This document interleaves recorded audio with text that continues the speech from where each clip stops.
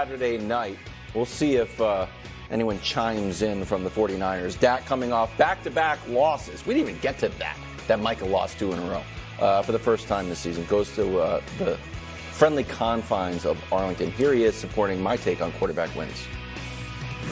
I know numbers and I know things kind of say I'm playing well and that, but wins and to me a quarterback's judged off of wins and losses. So if it's a loss, I could have done more one way or another. Trying to make a play here or there, getting out of trouble here or there, whatever it may be. And I'm going to continue to critique my game that way.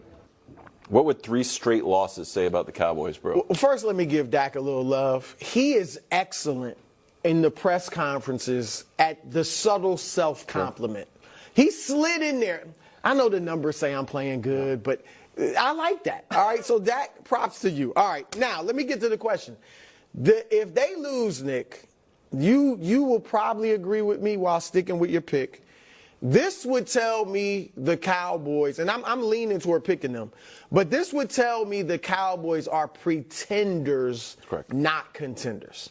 All right, I don't think they're going to win the NFC, but I do think they're in that contender box. If they lose this game, I no longer think they're in that box. They aren't, because number one, the problem is they've struggled against good teams.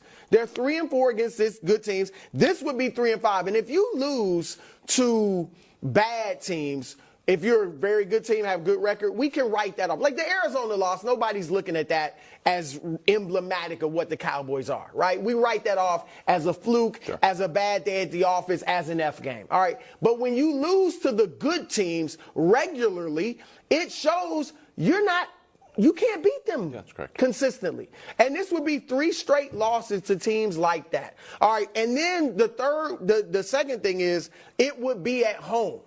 All right, you lose on the road, yeah, we know it's a problem. I think it's a big problem, but we'll deal with that down the line.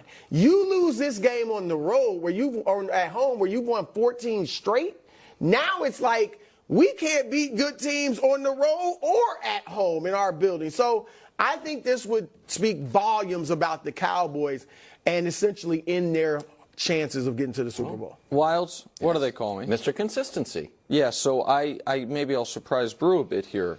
A loss for the Cowboys here would say, in all likelihood, they're cooked.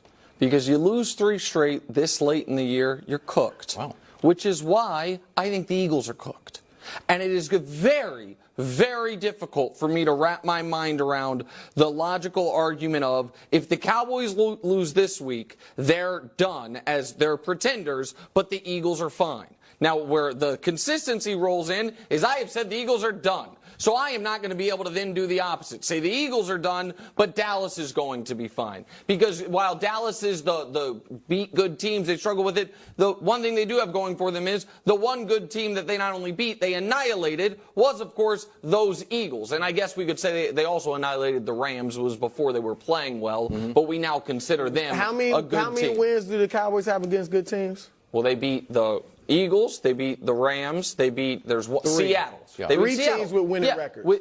Philly has 6. Okay, that's the difference. I mean, since you were suddenly saying I'm not consistent, I'm consistent. I'm saying one team has proven they can beat winning teams, another has proven they can't. And we can disagree on what Philadelphia has or hasn't proven. Cowboys, though, also have to win this game for real tangible reasons, because their path, if they lose this game, is locked in that they are the 5 seed. They win this game. I believe that Philly is probably about a coin flip to lose one of their next 2. Not a coin flip in either game specifically, but a coin flip to lose one of their next 2. In which case, they all of a sudden beat Detroit. You eliminate, any potential tiebreaker issues with the Lions because you beat them head-to-head. If Philly loses, you're the 2 seed.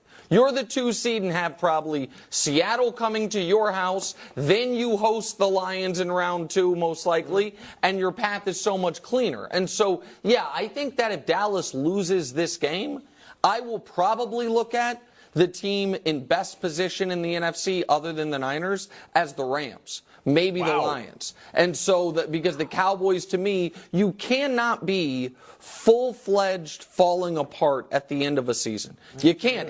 By the way, it's a concern. We'll talk about it later. It's why Kansas City's game this weekend is so critical, because they had such a disastrous performance this past week, and they've been second half of the season. Yeah, they've been struggling the second half of the year. Finally, and it wasn't a subtle shot. I was definitely flatly called. This quote, Yeah. It was just an odd quote.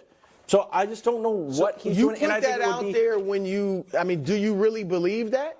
Are you trying to convince yourself, trying to convince others? It's a bizarre way to get rolled by a team and then say, we're actually just as good at them, and then watching him struggle against another team, being like, and mocking. That's us. Would anyone do it back to Micah? Brock Purdy gets on there. Man, you can't get to Jared Goff. Wait a second. Bizarre. It is, hold on. And this is where I have to push back. We see this exact thing in the NFL all the time. We saw the Niners get rolled by the Eagles in the NFC Championship game, talk trash all offseason. That was an entirely different. Yeah. But Nick, they didn't have their quarterback or a quarterback. I understand that. I mean, that's a big difference.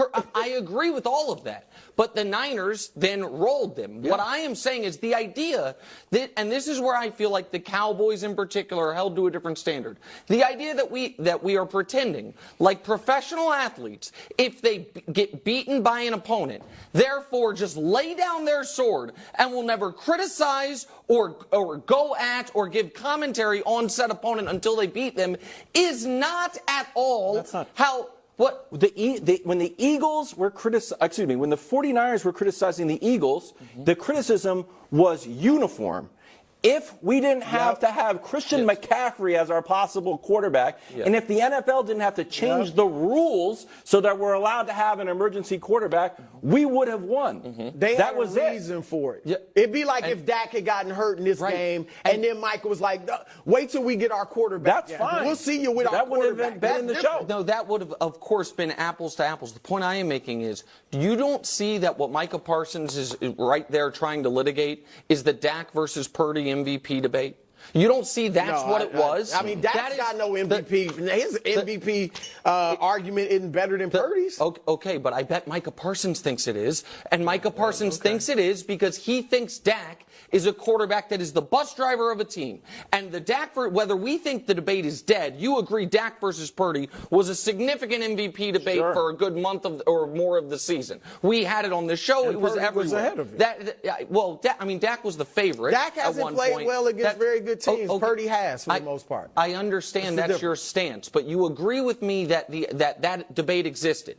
Micah was in a standalone national TV game was, in my opinion, taking a shot at the Niners guy in defense of his guy. You guys can say you think it's silly or foolish. I'm saying I think it is commonplace. I also think the commentary is correct. And Micah, for all the podcast stuff that he gets criticized for, does anyone think that's affecting his play?